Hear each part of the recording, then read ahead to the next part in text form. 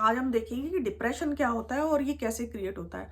तो आप एक एक्सपेरिमेंट करना, या आपने देखा भी होगा अपनी लाइफ में, एक शाम को आप ज़्यादा खाना खाओ, जितनी आपकी डाइट है उससे डबल खाओ, फिर आपकी बॉडी कैसा रिएक्ट करती है। बहुत पेट दर्द होता है, ना लेटते बनता ना बैठते बनता, और ऐसा लगता है कि मतलब समझ ही नहीं आता क्या करें। ये तो हमारी बॉडी की स्थिति हो गई।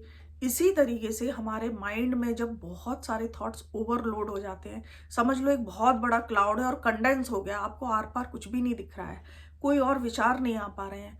उसके बाद क्या होता है कि जब ऐसी स्थिति हो जाती है, और ये सारे नेगेटिव विचार होते हैं, ये कभी पॉजिटिव नहीं होते, हमेशा नेगेटिव विचार होते हैं ना। तो इस इन थॉट्स में क्या होता है कि जब ये बहुत हावी हो जाते हैं और जब हम लेटते हैं, तो सबसे पहले हमारा माइंड काम होना चाहिए, वो नहीं होता। जब काम नहीं होगा तो नींद नहीं आएगी, और जब ऐसा यही 1 महीने चलता रहेगा और आप अच्छी तरह सो नहीं पाओगे, तो आपके बहुत सारे हार्मोन डिसबैलेंस हो जाएँगे। तो इस तरीके से ये माइंड की एक प्रॉब्लम आपकी बॉडी पे भी इफ़ेक्ट डालने लगती है। तो अब इसके लिए ज़िम्मेदार कौन होता है? तो सैड बात ये है कि डिप्रेशन कभी भी बाहर के लोगों से नहीं होता है। कोई बाहर एक राह चलता आदमी अगर मुझे कुछ गाली देगा ना, तो मुझे उससे डिप्रेशन नहीं होगा, क्योंकि ना तो मुझे उससे कुछ अटैचमेंट है, ना तो मैंने उसको कभी जाना है, ना उसने मुझे जाना है, मैं उसे पागल समझ के छोड़ दूँगी। तो ये क्रिएट करने के ज़िम्मेदार होते हैं आपके घर के लोग। घर के लोगों में हस्बैंड, वाइफ आपस में एक-दूसरे के लिए क्रिएट कर सकते हैं।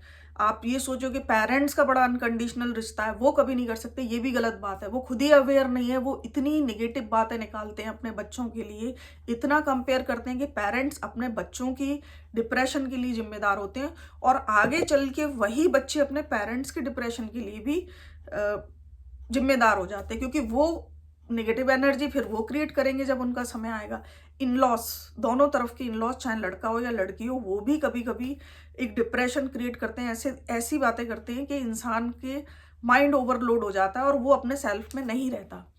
तो पता है सबसे बड़ी बात ये अपने, ये हम जो अपने कहते हैं ना कि ये हमारे अपने लोग, तो अगर ये जो अपने के लिए जो अटैचमेंट होता है ना, इसको अगर हम थोड़ा-सा, अब आप ये बताओ, जैसे कि मान लो मेरे फादर है या मदर है, एक्स-वाई-ज़ेड कोई, चलो मेरी मदर इन लॉ है, और वो मुझे बहुत बुरा-बुरा, भला-भला बोल रही हैं।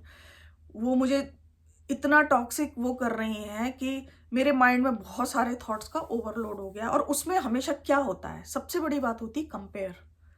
किसी को किसी से कंपेयर करना, एक बच्चे को दूसरे बच्चे से कंपेयर करना, बुआ अपने किसी के बच्चे से कंपेयर कर रही है, मामी किसी के बच्चे से, मतलब हर किसी का एक कंपैरिजन चल रहा है, और वो थॉट उस बच्चे के दिमाग पर ओवरलोड हो रहे हैं।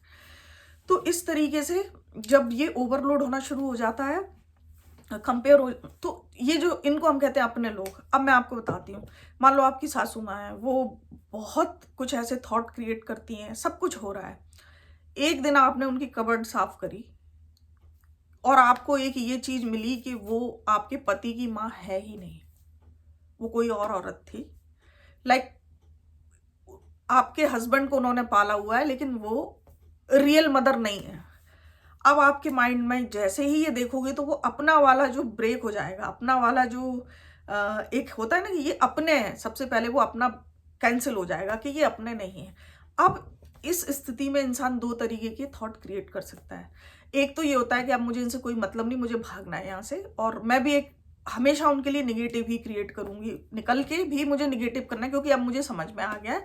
लेकिन एक कहीं न कहीं अपने वाला अटैचमेंट क्रॉस हो गया है, तो उतना प्रॉब्लम नहीं आएगा। दूसरी बात ये है कि अगर मेरा माइंड पॉजिटिव है, तो शायद मैं कभी-कभी उनका मुझसे कोई रिलेशन होने ना होने के बावजूद भी कभी उन्होंने कुछ अच्छा किया होगा, तो मैं उस पे ध्यान रखूँगी। मैं सोचूँगी कि यार मतलब ठीक है, इन्होंने ये कि कभी तो इन्होंने एक दिन तो मेरे साथ कुछ अच्छा किया।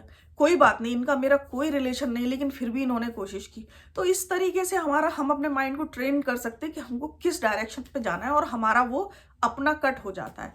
तो अगर मैं आपको एक डीप बात बताऊँ, इस दुनिया की कॉन्फ्रेंस में, इस दुनिया की जो कॉन्फ्रेंस चल रही है, उसमें हम भी आए हुए हैं, और हमको भेजा, जिसने भी भेजा है, जो इस पूरी दुनिया का क्रिएटर है, उसने हमें भेजा है। तो हम सोचते हैं ये अपने, ये पराए, कोई अपने, कोई पराए नहीं है। जो अच्छा इंसान है वो हमारा अपना है, और जो नहीं है, ये ना ब्लड से कोई रिलेशन नहीं बनते। दूसरी बात, एक बहुत बड़ी चीज़ होती है, माँ बाप ने जन्म दिया, उन्होंने ये किया। तो मैं आपको एक बात बताती हूँ, माँ बाप जो है वो एक सांचा है, क्रिएट करने वाला जो कुम्हार है, बनाने वाला, वो कहीं और बैठा हुआ है, जो लगातार प्रोडक्शन कर रहा है और दुनिया की कॉन्फ्रेंस में लोगों को भेज रहा है। तो अगर सांचा ये कहने लगे मैंने ही तुझे क्रिएट किया, मैंने तुझे बनाया, अब तुझे ये करना पड़ेगा, या गलती निकाले, तो वो उसकी मूर्खता है, वो बेवकूफ़ी है। क्योंकि हर बच्चा, हर इंसान अपनी एक डेस्टिनी लेके आया, और वो जो क्रिएटर क्रिएट कर रहा है उसने कुछ समझ के ही हर इंसान को क्रिएट किया है। इसमें ये कोई कंपेयर हो ही नहीं सकता, ये अच्छा ये बुरा। उसने जिसको भी क्रिएट किया है वो अच्छा ही है इस दुनिया में। वो तो उसके उस बच्चे के आने के बाद हम उसको अच्छा या बुरा बना देते हैं, उसके माइंड पे निगेटिविटी डाल डाल के, कंपेयर कर करके।